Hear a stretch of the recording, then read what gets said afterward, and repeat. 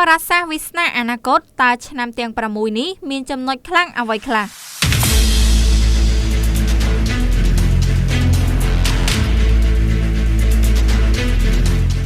ឆ្នាំទាំង6នេះកើតមកទេវតាទ្រព្យមិនអោយក្រទេ